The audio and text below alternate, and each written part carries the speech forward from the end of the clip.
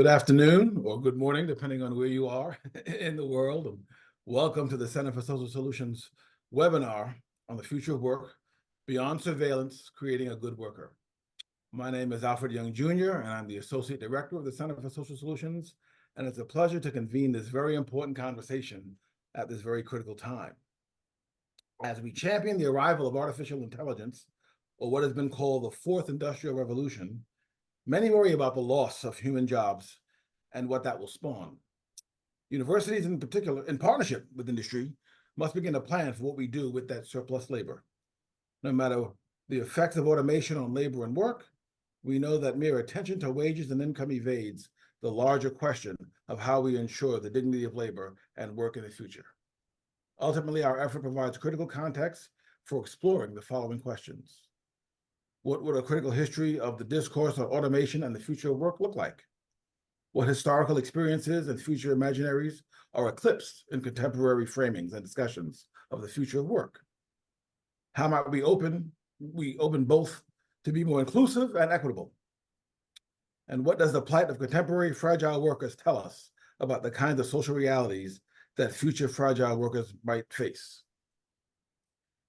In our future of work area in the Center for Social Solutions, we explore these and related questions. We come together today to focus on these in particular, which will enable us to begin to make explicit some of the normative frameworks posed about the future of work, especially around issues pertaining to race, class, and gender, opening up new lines of inquiry for confronting and understanding this historical moment. To facilitate our conversation today, it is my pleasure to introduce to you Caroline Egan, Research Associate at the Center for Social Solutions, and one of the figureheads in our effort in the future of work to forward answers to these questions. Caroline, welcome. Thank you very much, Al, and good afternoon, everyone. We're delighted to have you on this icy and snowy day for our panel discussion, Beyond Surveillance, Designing a Good Worker. This is the second in our series of conversations about the future of work, and I am so excited about who we have on board today. So our conversation will be covering the use of surveillance in the workplace. We'll be discussing the types of surveillance used today, the ideologies that underpin that usage, and the impact it has on workers' mindsets and behaviors, both within and beyond the workplace. Joining me, we have Javed Ali, an associate professor of practice at the Gerald R. Ford School of Public Policy, where he delivers courses on counterterrorism and domestic terrorism, cybersecurity, and national security law and policy. Ali brings more than 20 years of professional experience in national security and intelligence issues in Washington, D.C. He held positions in the Defense Intelligence Agency and the Department of Homeland Security before joining the Federal Bureau of Investigations. Also with us today, we have Nazanin Andalibi. She's an assistant professor at the University of Michigan School of Information, where she's also affiliated with the Center for Ethics, Society, and Computing, the Digital Studies Institute, and the Center for Social Media Responsibility. Her research interests are in social computing and HCI. Her research interests also extend into social computing, human-computer interactions, with emphasis on the interplay between marginality and technology, including the disclosure of sensitive information on social media and implications thereof, as well as the privacy, justice, and ethical implications of emotional artificial intelligence in high-stakes contexts. Finally, we have Elizabeth Anderson. She's the Max Shea Professor of Public Philosophy, the John Dewey Distinguished University Professor, and Arthur F. Thurnau Professor at the University of Michigan. She specializes in moral, social, and political philosophy, feminist theory, social epistemology, and the philosophy of economics and social sciences. Her work delves into the intersections of social science with moral and political theory, exploring how we improve our value judgments, the role of emotions and democratic deliberation in epistemics, and the issue of race, gender, and equality. She's the author of Value and Ethics in Economics, The Imperative of Integration, Private Government, How Employers Rule Our Lives and Why We Don't Talk About It, and most recently, Hijacked, How Neoliberalism Turned the Work Ethic Against Workers and How Workers Can Take It Back. I'm so excited to have all of you on board for the conversation today. So let's get into it. What aspects of the questions surrounding workplace surveillance pique your interest the most? Whether it's the historical evolution, current practices, or broader applications, what captivates you about exploring this topic on this panel today? I'll open the floor. Carolyn, I can start with that. And thanks to you and Al for the invitation, and great to be on the panel with Liz and Nazarene as well. And I feel like I'm the outlier here, just based on my own background, which is not coming at this issue steeped in the academic aspect or the research side, but a very different type of experience that you hinted at in your kind remarks, and in terms of this career I had in national security and specifically in the intelligence community. And that sort of process and culture behind it is so different, I think, than some of the issues we're going to be talking about today. But to go into that world, I mean, there is an enormous amount of hoops and hurdles you have to jump through if that's sort of what you're aiming at professionally. And I had to do that like all my colleagues did. But then if you're able to get over the line, and that's not guaranteed, again, through all these weird kind of things you have to go through to be evaluated, then once you step into this very shadowy and completely non-transparent world, you basically give up pretty much all your personal privacy, definitely in the workplace. And that's one of the trade-offs for those kind of positions. And that was the operating assumption I had the second I started my career until it finished in 2018. And whether that's some kind of electronic surveillance or other types of surveillance, again, you just have to operate under that assumption. And again, that doesn't mean that you're forced to take that job. You opt into it, right? So that's the choice. And I've been out of government for several years now, and I have to think, just based on other things that are happening in the world on the technology front and disclosures that have happened in the intelligence community and leaks and breaches, that type of surveillance and very low standards of personal privacy has only gotten more intense and more rigorous. And so that's just the world I was in. I never questioned it. It just sort of became, just part of what you do and on a daily basis. And but I think that's so different from most of the other kind of roles we're gonna think about. But I just wanted to start with that. So I'd just like to put a counterpoint. I do think that job ed is in an unusual position where there's compelling public interests in having that degree of security, given that there's a lot of potentially dangerous information you don't want other random people to be in possession of. But when we think about ordinary workers, say truck drivers, for instance, who are subject to pervasive surveillance of how they're driving, they're often put into absolutely impossible situations. And sometimes even dangerous situations. So there are strict limits on the number of hours they can drive in order to prevent them from driving while they're sleepy. You can understand that. But it often means that in order for them to be able to make any money on their trip, they end up having to speed. And right, so it's a different kind of danger. Or they might find themselves at a truck stop, unable to drive and with no opening parking spaces there, unable to drive to the next one because they've run out of hours in the day. And then they end up having to park on the side of the road, the highway, which itself poses dangers.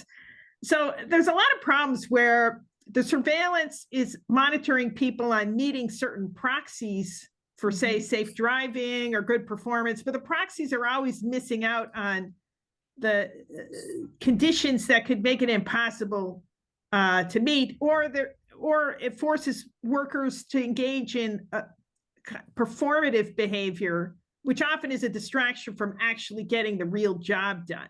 So maybe you got to be on Slack documenting that you're like paying attention, you're documenting your efforts to other people, but in fact, that's a waste of time because it's a distraction from the tasks you got to get done.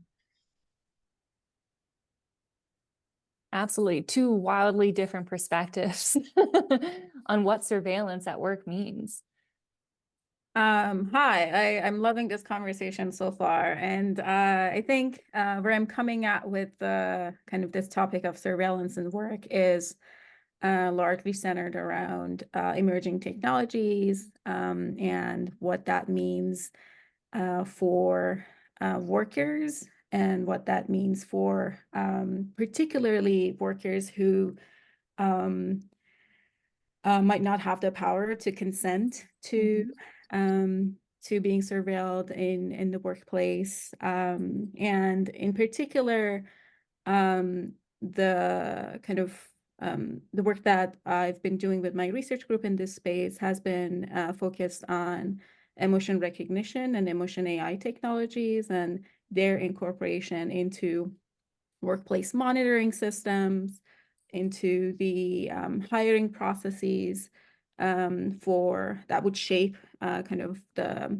future of our workforce. And so I come to these questions with interests in kind of trying to figure out where things go wrong and where things fail. And with a particular attention to the types of harms that workers in particular would experience as a result of being subjected to these technologies in the workplace, what that might mean for work, how they feel about their work, how what that might mean for the type of relationship that they develop with their employer, for instance, regarding issues of trust, and what that means for their well-being, is kind of thinking about the connections between privacy and well-being and the implications for lack of privacy or kind of, which is not really a binary, but less privacy for well-being, especially in the workplace, kind of like Elizabeth mentioned with respect to, you know, having to perform in a different way at the workplace in order to, you know, present a different self or present a different view to whoever is monitoring or whatever is monitoring. I'm so excited by the range of perspectives that are here on the table. We've got a historical perspective, a lived experience perspective, and we've also got, you know, someone who's working at the cutting edge of emerging technology, thinking about the way computers look at us. But I want to contextualize that for those of us who are joining on this call and may not be as familiar with this concept of surveillance. It sounds spooky, sounds like the FBI, it sounds like X-Files. So from Frederick Wilson Taylor's stopwatch in the 1890s, and maybe even further, to today's data-intensive methods, how has surveillance evolved over time, particularly in the workplace? And what sets today's practices apart?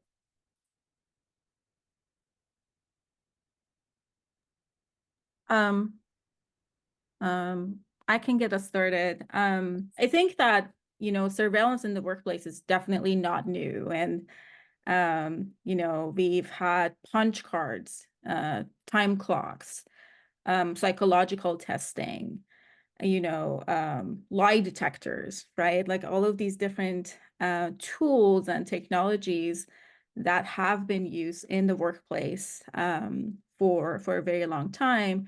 And some of them have received different kinds of pushback. For instance, when we think about the lie detector, and I'm particularly interested in this one, because of kind of the similarities that it has with emotion recognition technology. You know, it was used to identify deception in the 1970s and 1980s.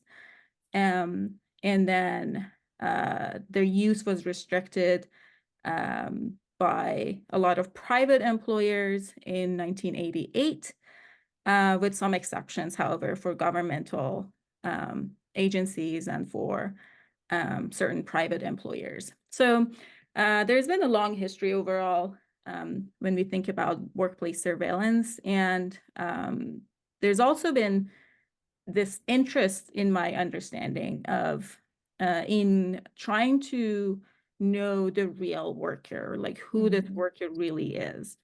And we see that they would employers would try to understand not just things that are clearly linked to organizations and to the workplace, but also things like medical, sexual, political, social, psychological information about their workers that a worker would probably want to hide from their employers, but the employer would want to know that information.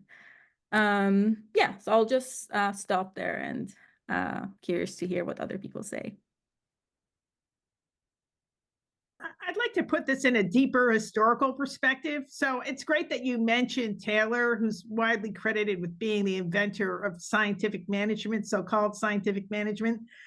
But in fact, the whole idea of micromanagement, which is what Taylor was about, has much deeper roots. And in my work on the history of the Protestant work ethic, it goes back to the 17th century and also to slavery, frankly, Yes.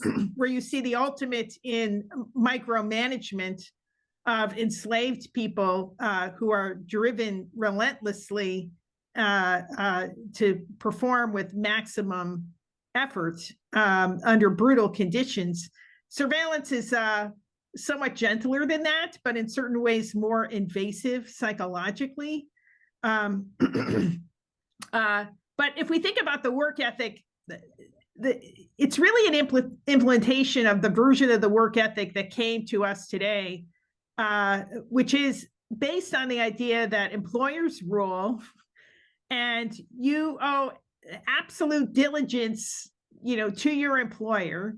And the whole idea is founded on a presumption that workers can't be trusted because they're innately lazy. So you got to be watching them all the time, right? But there was another tradition of the work ethic, which came straight from the 17th century as well, that actually regarded workers as honorable and actually capable of managing themselves. And that alternative view was also carried through the history of economics. We see it, for instance, in Adam Smith, who told the employers who were brutalizing their workers, look, if you want them to work hard, why don't you just pay them more? Then they'll do it willingly. You can trust workers, there's an incentive alignment thing, but you can do that with positive incentives, not just punishment and poor wages that force people to work hard. And if you do that, there's actually some major payoffs. And we know from today's literature on what motivates workers to work, autonomy is a big thing. The ability to be self-directed is a huge motivator. And also respect, the idea that you're getting respect at work. And of course, a sign of that is that you're trusted to do a good job. It doesn't mean that there's no performance reviews, but it does mean you're not subject to relentless micromanagement on the assumption that if you're not being surveilled at every moment, you're just going to slack off during the times you're not being watched. That's also respect, known, if you're confident that you're respected by your boss, you're more motivated.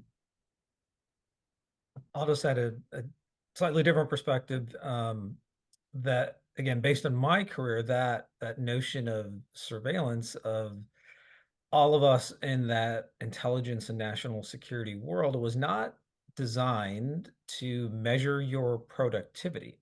It was designed to make sure that people were not disclosing unintentionally or intentionally disclosing very sensitive intelligence information that if it fell into the wrong hands, that could do grave damage to U.S. national security. So that's why that type or that system of surveillance exists inside that world. It's not to see how long you're staring at your computer screen or how many intelligence assessments you wrote or policy memos. It's all about limiting the damage to national security with these unauthorized disclosures or breaches, or were people being recruited by foreign intelligence services to commit espionage against the United States. So very different purpose than the one that exists, outside that world. And that's something that I think is absolutely fascinating. One of the things that we do here at CSS is we like to think of technology as something that's co-constitutive with culture. It rises out of sort of the cultural zeitgeist and then informs that cultural zeitgeist. And I think one thing that is captured here is that surveillance and the types of technology that are used are almost fit to purpose to meet an ideology. whether that is to extract productivity from a worker who is presumed to be lazy, or to protect secrets, be those national secrets or corporate secrets. The way that the technologies function, whether they're to manage metrics or to assess whether or not one is accepting bribes, right? They function slightly differently with slightly different intents, and they communicate to the worker a different set of value, a different set of what is valued about their work, what they can and cannot be trusted with. One thing I think, Elizabeth, that is really interesting to me is you brought up this historical context, this ties to slavery. Matthew Desmond has talked about how American capitalism is particularly brutal because of our ties to slavery. And it's interesting to me that Frederick Taylor and sort of scientific management comes out of American history so closely. David Otter says that, you know, when the UK was industrializing, there was more of a guild sort of organization to work, where artisans were trusted to manage the production of their own labor, which meant they managed the pace and the product and the tools that they used. His argument is that skilled workforce and skilled guild workers were the sort of density of those in America was not as high during the same period, and that to compensate for a lack of skill, Frederick Taylor and others had to make the tasks as simple as possible and monitor the productivity as closely as possible to get outputs. And I'm curious, this question of productivity is one we keep returning to. How do you see this productivity be something that has been taken up by technological managers today?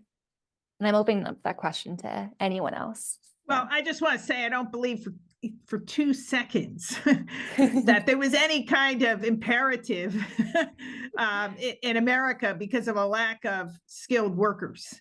Again, I think Smith was totally right. Most skills are learned on the job. Yeah. You could design the tasks that to incorporate skills and people will master them. We can have confidence in that. And in certain ways, the United States actually in the second half of the 19th century was ahead of Europe in that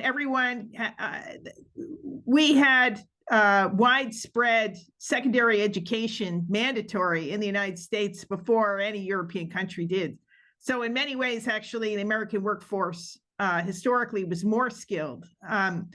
But I do think the legacies of slavery hang very heavily over American labor history. There was, of course, a contrary movement. The Republican Party was founded as an anti-slavery party. Abraham Lincoln actually advocated an ideology of universal self-employment. That was the aspiration. Slavery had to be abolished so that people could go out west and claim their own plot of land under a Homestead Act, which was passed under his administration, and then be an independent farmer rather than being somebody else's employee. And he walked in his stump speech of the 1860 election. He said, look, God gave everybody one head and two hands. And I think he meant by that head should be governing those two hands.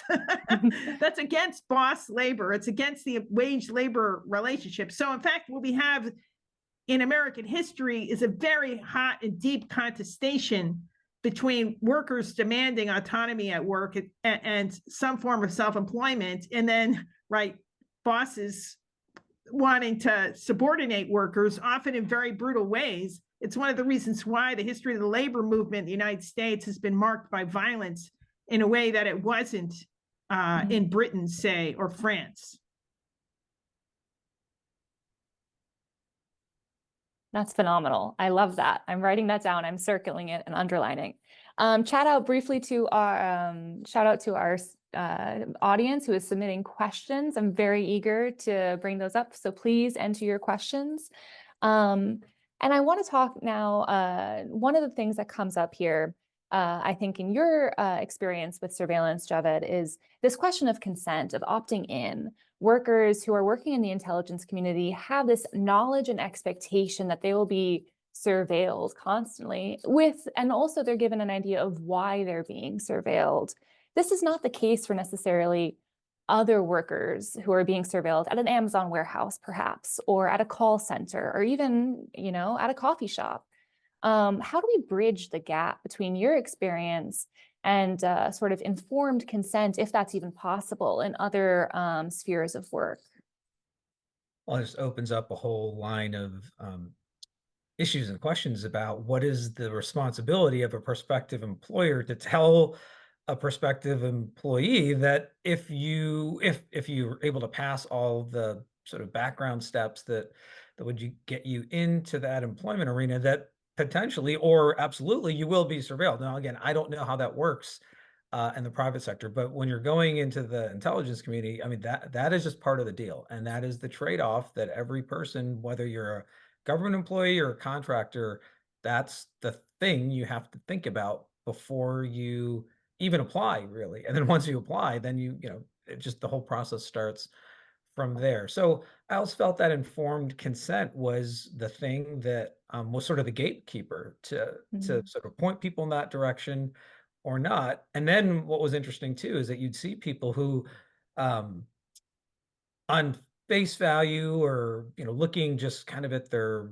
resume or doing some cursory level of interview, it would seem like they're really qualified and that they should be able to get through that really rigorous process just to even start the job. And a lot of people unfortunately can't even get to that stage because the system is pretty rigorous, and it's evaluating you through all these different dimensions and lenses. But even if you're able to get through that pre-employment hurdle, then once you get in, then you just you operate with that mindset. And the overwhelming people who serve in those roles are doing the right thing. But when you have someone who doesn't do the wrong thing, and those examples make the headlines, the Washington Post, New York Times, it's a disaster. Like the most recent example is this young Air National Guardman from Massachusetts last spring, Jack Teixeira, who for almost a year was, if not committing espionage, was disclosing all these really sensitive intelligence community documents in a Discord gaming channel. And all that surveillance activity that should have detected it in his workplace in the Air National Guard, unit he was operating in, apparently failed or didn't catch him. And how he was able to do that so persistently and for so long and really so egregiously, that's the thing that I just find so shocking about that case study. Just shows that the system itself is pretty fragile and it relies, on the goodwill of the overwhelming majority of people to do the right thing. But when someone's determined to do the wrong thing, sometimes even that really pervasive net of surveillance, operating all these levels won't catch someone. And that to me is the lesson of the Jack Teixeira set of disclosures. Nazanin, you work a lot with social media, as well as these employment surveillance. How do users or workers understand their sense of privacy or make those sort of trade-off decisions on whether or not to participate? Do they have a choice? Are they able to make an informed choice? Does that matter? It's really interesting, this contrast with the kind of the type of work that Javed is talking about, and the kind of the things that I have learned in the work that we've done. So I think for one thing, the sector does matter, kind of like what the occupation is, and I would say even within that, kind of at what level of prestige someone's position might be in an organization, and what that means for the level of surveillance that they would encounter, kind of outside of this the FBI type jobs. But I think that, so the studies that we've done looking at what workers, like American workers in general, think about their employers using, for instance, emotion recognition technology in the workplace. And so for the audience, emotion recognition technologies are AI algorithms that would that claim to infer people's emotions, mood, sometimes even mental health status, and broadly affective phenomena from a range of different types of data.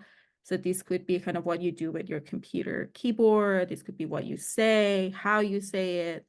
Could be your face, your facial expressions. Could be physiological signals. So a range of different types of, could be text, right, that you type. And so these technologies, are already in use in the workplace and are kind of on the rise in the workplace and in other contexts. But what we've seen is that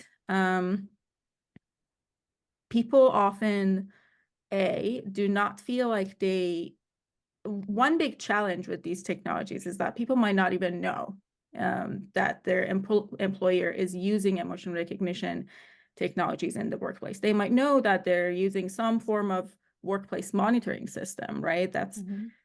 But kind of what that entails and what kind of information is inferred about people is not always obvious. Same with when people are applying for jobs, which is a really interesting contrast with the types of experiences that Javed is referring to, that like, even if you're applying for this job, you will know that this is what you're getting yourself into. So that's a really interesting contrast. And I think that it's really important to notice that the kind of ability to refuse either a job, right, or continuing to work at a place that uses technologies that makes people uncomfortable for a variety of different reasons is a privilege that not all workers would have, depending on their gender, their race, their socioeconomic status, etc. And so to what extent and who can meaningfully consent to emotional surveillance, for instance, in the workplace, at the moment, not so much. Same with, when people are applying for jobs. What's interesting though is that when you ask people, right, like people would want to be able to refuse. It's just that this choice is not a choice for everybody. Right. You have to figure out a way to put food on the table. And I think, Elizabeth, your work goes to show how little choice workers have often in opting in or out of different work environments. Well, yeah. I mean, the difficulty is the more pervasive surveillance technology is, and the more bosses say, this is a condition of working here, that you submit to it, how many jobs are going to be left?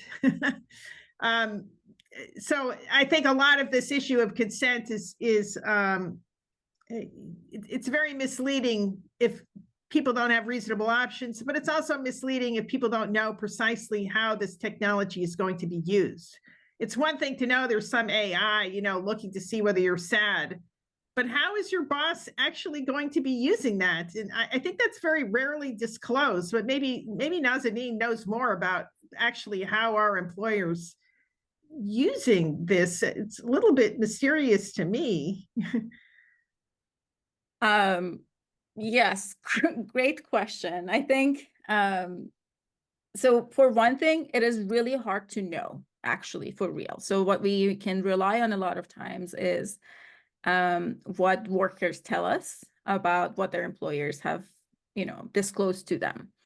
But what I want to maybe point to is some work that we did looking at patent applications that, propose technologies, emotion recognition technologies, to be used in the workplace for monitoring. And so that's a really interesting kind of way to look at what inventors are thinking and where we might be going, and what ideologies and values are embedded in these proposed technologies.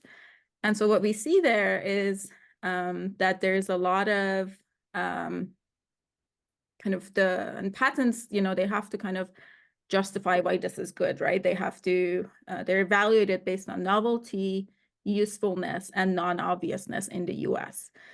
And so when they discuss their utility or kind of what they're good for, you see a lot of references to why these are good for employers, right? So you see references to, well, this will help you manage your workforce better, productivity, your workers will be happy, their well-being will be improved. You can, detect if there's like any unsafe, work situation that you need to intervene in. So there's a lot of different, but the theme there is this kind of desire to make the invisible visible to the employer. On the other hand, we see that, they suggest less, but still some claimed benefits to the worker. So, if your employer uses this, your well-being is going to be improved.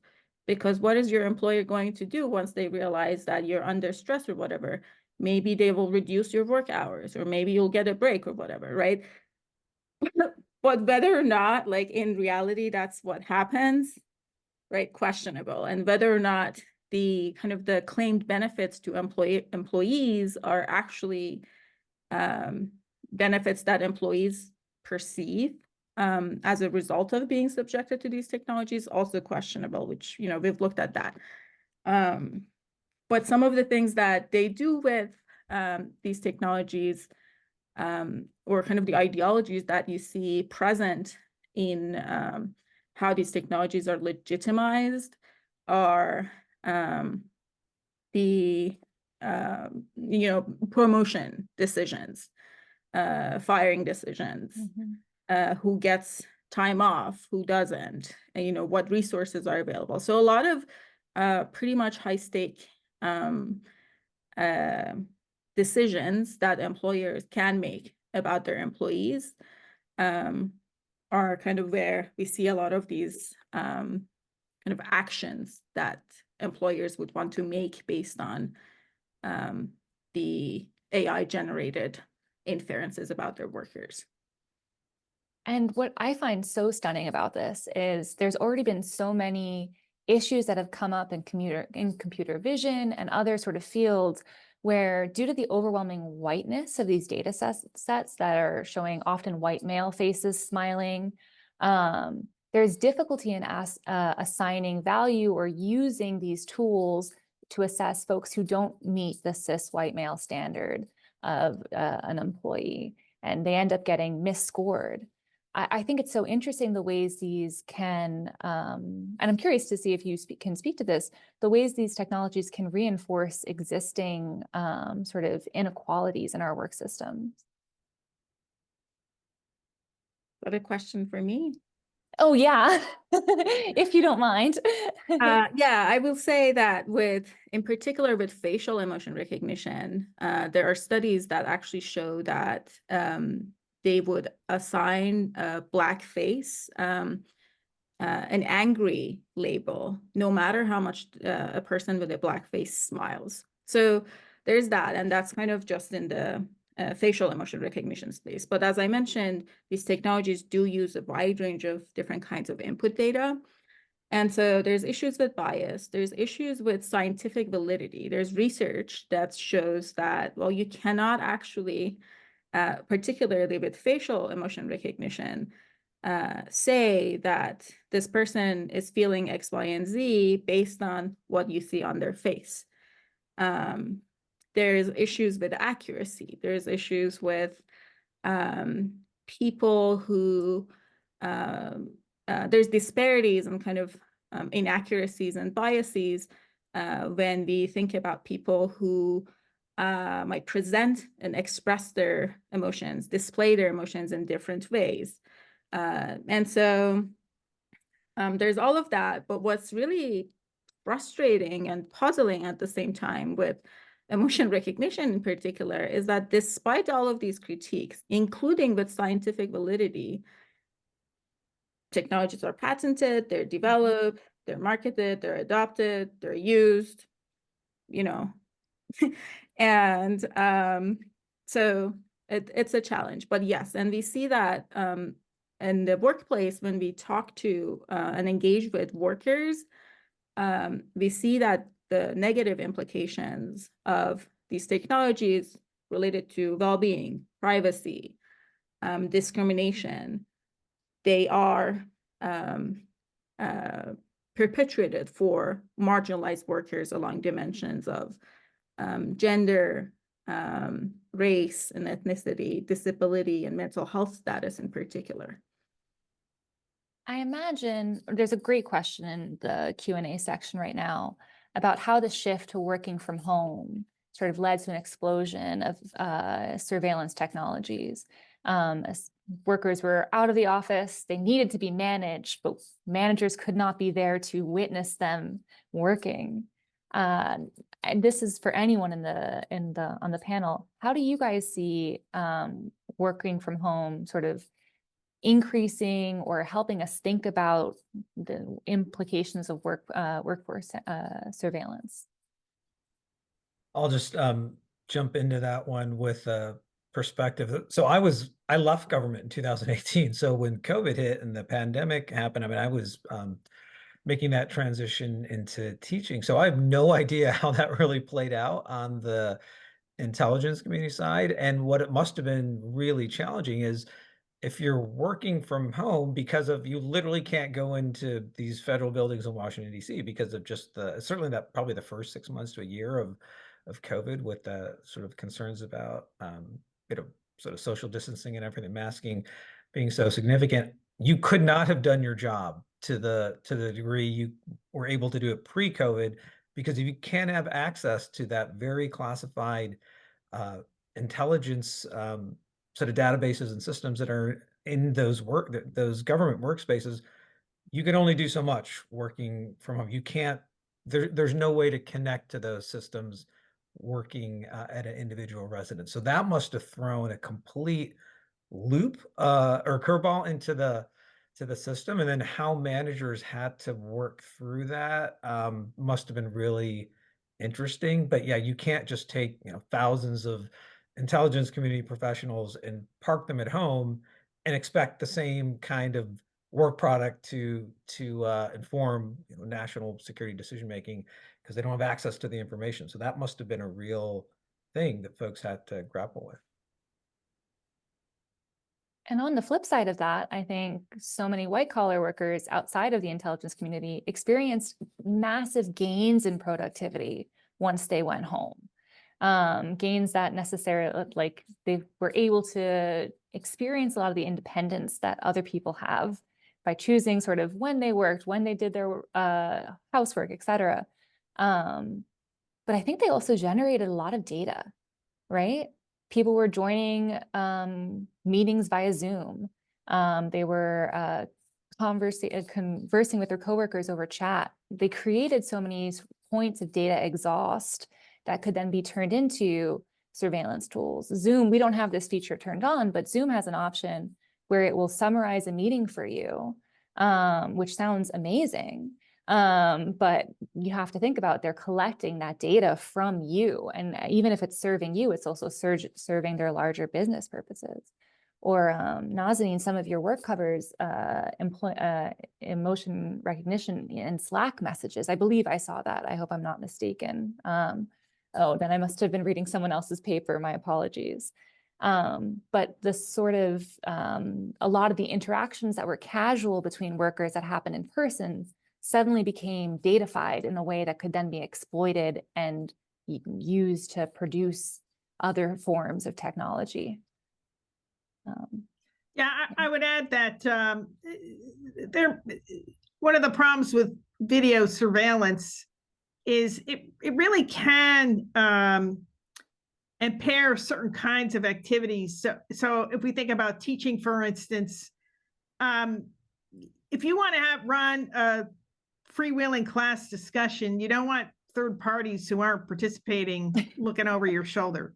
What? Because, then they can take a little, video clip where somebody says something, gets on Fox News, goes viral, and it's misrepresented. Or even if it's correctly represented, it's critical to education that people explore. And sometimes, they say mistaken things or misguided things, and you have a conversation about that. I mean, that's how learning takes place. And, you know, there are major problems here with the prospect of censorship in domains where freedom of expression is necessary for students to learn, including learning from mistakes. Yeah. Opportunities for teachers to experiment. The experiment might not go well. Right. And actually that freedom, I think the ability to do this and the spontaneity needed for that kind of creativity, you really don't want third parties looking over your shoulder and ready to pounce whenever they see something they disapprove of. Yeah, it's almost like the freedom to mess up is a valuable thing that can get lost. It's essential to creativity. Yeah. There's no such thing as creativity that's 100% on, and, you know, and successful. Speak for yourself. I'm 100% successful. No, I'm kidding. But one point that raises to me is this, the idea of the panopticon. When people talk about the panopticon, they seem to forget, they think that everyone is being observed 100% of the time, and that influences behavior. But in actuality, the panopticon was designed to make you think that you were being looked at any point. And it's just interesting the way that just the thought that you may be surveilled changes behavior so dramatically, and it increases stress. Like, it creates chronic stress for many people. I'm curious, and this is a question that I'm so happy has appeared in the chat. I think I talked to some of you guys before this about in October of 2022, as people were returning to offices, and students in Northeastern and also students in Carnegie Mellon found heat sensors that had been secretly installed in their desks as part of a desk study, which were used to identify whether they were or not in their office when they said they were supposed to be. The students gathered up these sensors and like used them to spell out the word NO and made a big like show of like, I mean, they were also to Javed, they were cybersecurity students. So they were able to articulate, you know, hell no to this.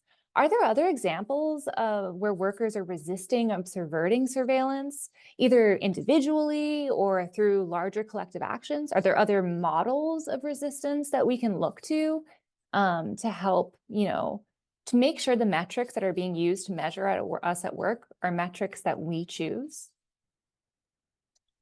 Well, there is the interesting case of workers who are the AI or whatever is monitoring the use of their mouse to see whether they're actually active.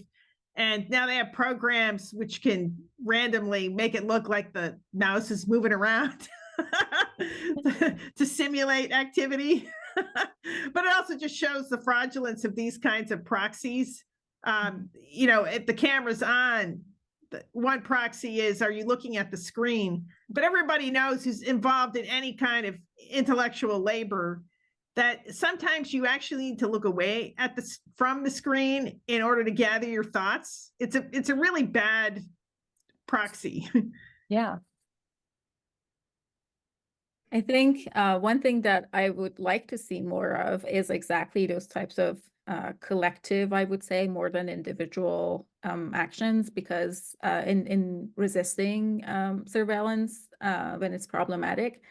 But again, noticing that even the ability to resist might not be available to every worker who is subjected to surveillance. And I think that's really important not to forget.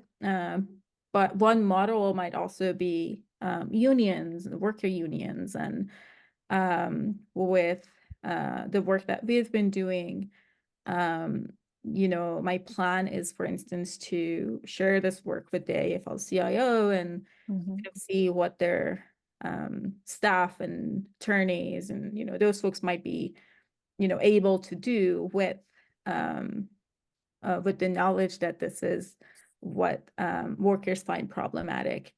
I also wanted to say something to kind of the previous point about the kind of panopticon and the awareness that people might have and what impact that might have on them. I pulled up a quote actually from a study where this participant told us, and I'm going to read it to you literally. The awareness that I'm being analyzed would ironically have a negative effect on my mental health. And they were talking about this in the context of the additional stress that it would cause them to know that they're being monitored or to think that they're being monitored. And then what that means, not only for their kind of lack of autonomy and privacy, but also for a reduced perceived well-being. I think that's so interesting. And I want to connect it back to, Elizabeth, you opened this conversation by talking about delivery workers. One of the big asks of the UPS strike that happened over the summer when they were negotiating a new contract is problematizing, questioning, and eventually negotiating away metrics that made them unsafe, tracking that made them unsafe. For instance, the seatbelt measurement, I think there was a tracker that ensured that their seatbelts were on, 100% of the time. That creates a real problem when workers have to jump in and out of their cars to actually deliver their packages. And so to get around this without getting docked for having their seatbelt unconnected, workers would just plug it in the whole time and never actually wear the seatbelt. So the metric became a bad measurement that actually endangered workers. And then union activity helped it was only through collective action that they were actually able to sort of make that go away and advocate for their own measurement of safety. But Javed, you have an interesting tidbit that when this conversation came up before, you guys don't have a union, or you didn't. And sorry, Liz, I can see you're going to say something as well. I apologize. No, not at all. Go ahead. Yeah, so now there's at least one large federal civilian employee union. I always forget the acronym for that. But when it came to the national security, or certainly the intelligence community world, I, for one, was not aware of any type of unionized effort, either within different departments and agencies, and I worked in a number of them, or at a macro level, like there is with this larger federal civilian union. So I don't know if that was a condition of employment. There were a zillion things I signed my life away on. That may have been one of them, and I just forget. But I don't think that there's, at least for the 16 years I was in that world, I don't remember that even being a conversation where there was some thought that even at a department or agency level that, the civilian analysts and other types of job roles in the intelligence community, they thought there was some sort of collective action to unionize, not necessarily pushing back against the surveillance, because again, that's just part of the job that you sign up for, but just, other aspects of the work. And maybe that'll happen down the road, but maybe it won't. But in my own experience, which again was a snapshot of time, I don't ever recall that conversation happening. And again, I worked across different departments and agencies.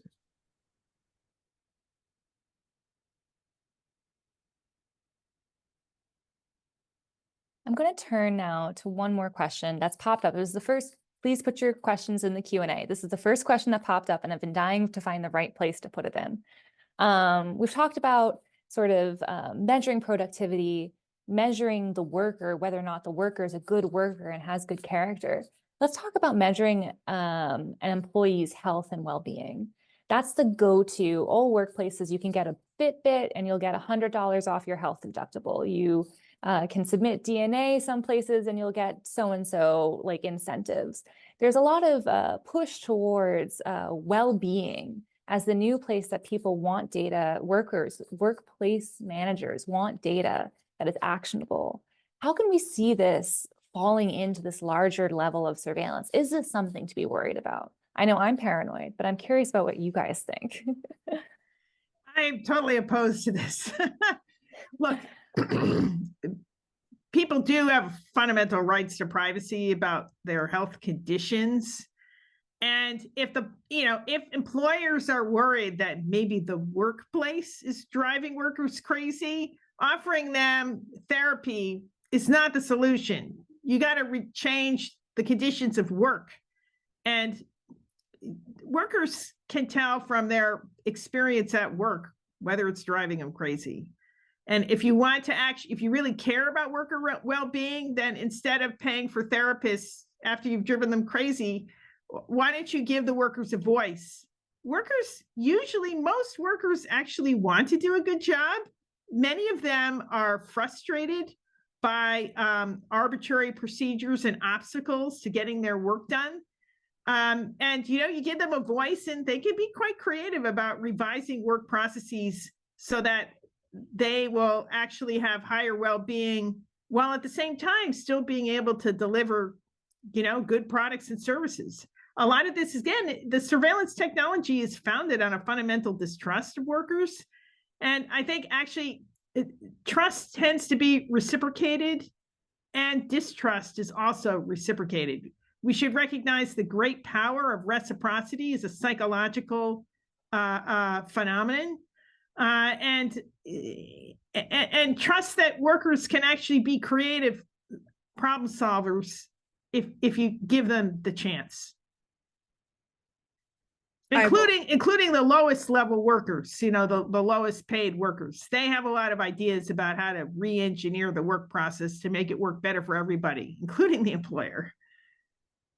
Yes, I will just add to that when we asked workers, right, like what benefits and harms do you experience or anticipate as a result of being subjected to these technologies, and one of the purposes, claimed purposes of these technologies is assessing for one thing, and then improving worker well-being.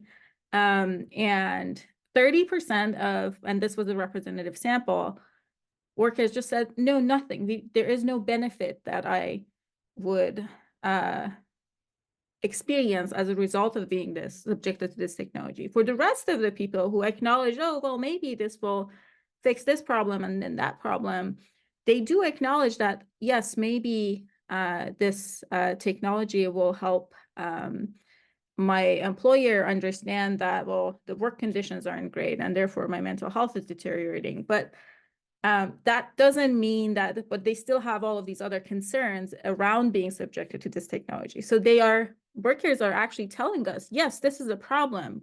Absolutely, worker well-being is a problem.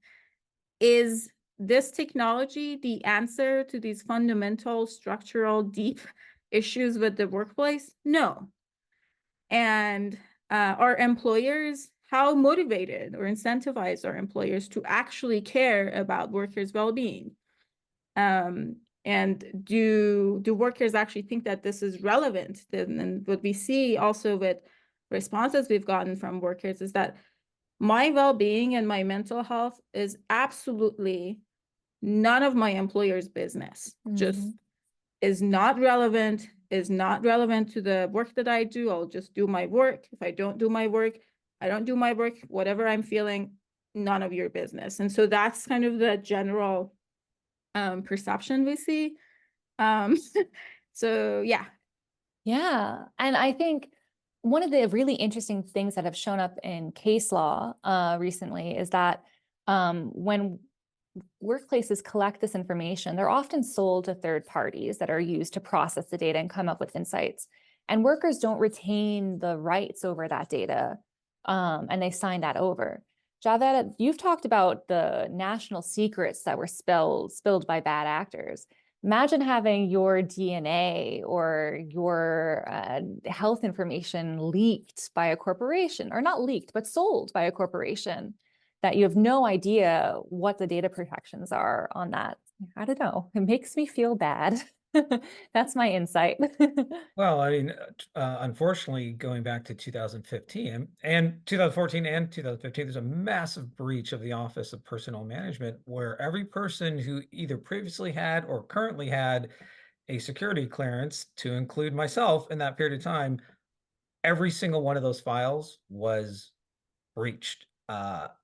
And where that information went about all of us, literally millions of files were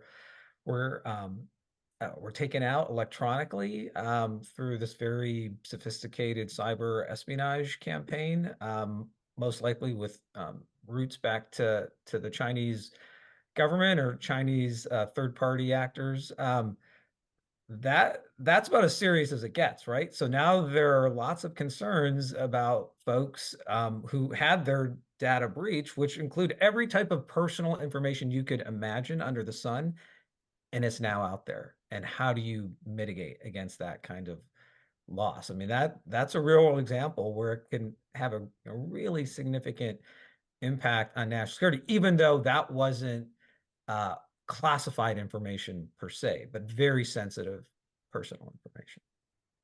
Thank you so much. For everyone who's put questions in the chat, I apologize, we're at the top of the hour and I haven't been able to get to them, but I've really appreciated them. There's some really good ones that I'd love to explore in future sessions, and I'll share them with the panelists.